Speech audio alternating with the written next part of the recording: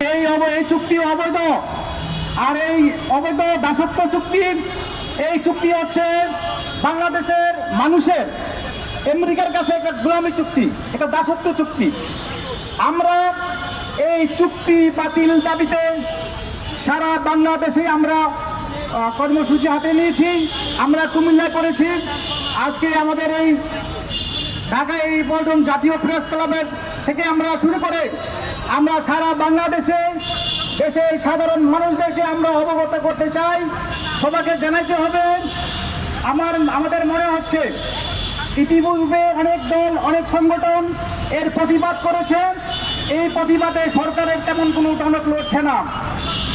বন্ধুগণ, বাংলাদেশ একজন স্বাধীন সার্বভৌম দেশ।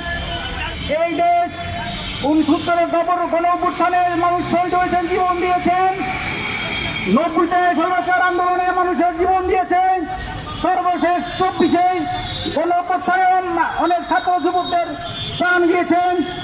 71-52-তে আমাদের ছাত্র যুবকরা অনেক শহীদ হয়েছেন।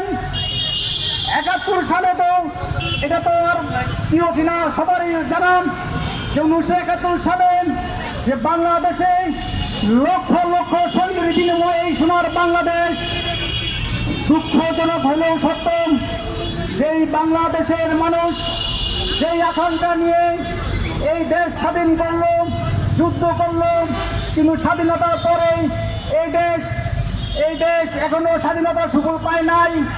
স্বাধীনের পর থেকে যত দল ক্ষমতায় আসছে, এই দল ক্ষমতায় থাকার জন্য দেশের মানুষদেরকে লাঠিয়াল, দেশের যুবক তরুণদেরকে কর্মসংস্থান না দিয়ে লাঠিয়াল বানিয়ে কাজ করে বেকারত্ব জিয়ে রেখে একটা ঝুঁকিপূর্ণতা রেখেছে।